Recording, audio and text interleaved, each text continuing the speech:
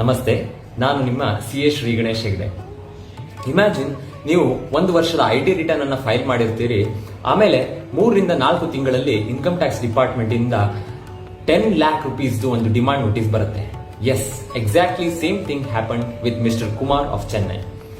So Kumar has filed his income tax return for financial year 2016 and 17.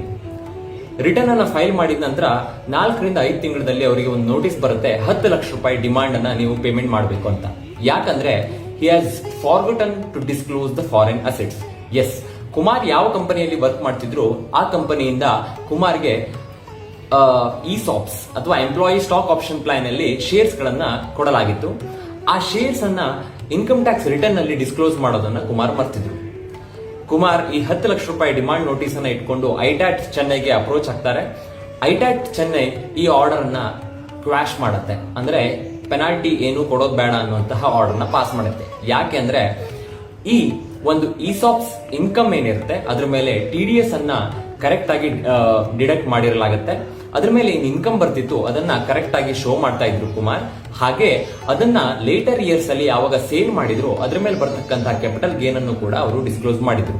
ಒಂದೇ ಒಂದು ತಪ್ಪು ಅವ್ರು ಮಾಡಿದ್ದು ಅಂದ್ರೆ FA ಶೆಡ್ಯೂಲ್ ನಲ್ಲಿ ಅಥವಾ ಫಾರಿನ್ ಅಸೆಟ್ ಶೆಡ್ಯೂಲ್ ನಲ್ಲಿ ತಮ್ಮ ಶೇರ್ಸ್ ಅನ್ನ ಡಿಸ್ಕ್ಲೋಸ್ ಮಾಡದೇ ಇರ್ತಕ್ಕಂಥದ್ದು. ಸೊ ಐಟ್ಯಾಟ್ ಇವೆಲ್ಲ ಅಂಶಗಳನ್ನ ಗಮನದಲ್ಲಿಟ್ಕೊಂಡು ಕುಮಾರ್ಗೆ ಒಂದು ಬಿಗ್ ರಿಲೀಫ್ ಅನ್ನ ಕೊಡ್ತು. ಆದ್ರೆ ರಿಮೆಂಬರ್, ಇದು ಮುಂದೆ ಆಗಲ್ಲ. ಯಾಕಂದ್ರೆ 2016-17 ಈ ಪ್ರೊವಿಷನ್ ಬಂದಿರೋ ಇಯರ್ ಆಗಿರೋದ್ರಿಂದ ಸೊ ಒಂದು ರಿಲೀಫ್ ಅನ್ನ ಕುಮಾರ್ ಅವರಿಗೆ ನೀಡಿತು. ಆದ್ರೆ ಇನ್ಮುಂದೆ ನೀವು ಯಾವುದೇ ಫಾರಿನ್ ಅಸೆಟ್ ಅನ್ನ ನಿಮ್ಮ IT ರಿಟರ್ನ್ ನಲ್ಲಿ ನೀಟಾಗಿ ಡಿಸ್ಕ್ಲೋಸ್ ಮಾಡಿಲ್ಲ ಅಂದ್ರೆ definitely you can expect a penalty notice from income tax department. Thank you.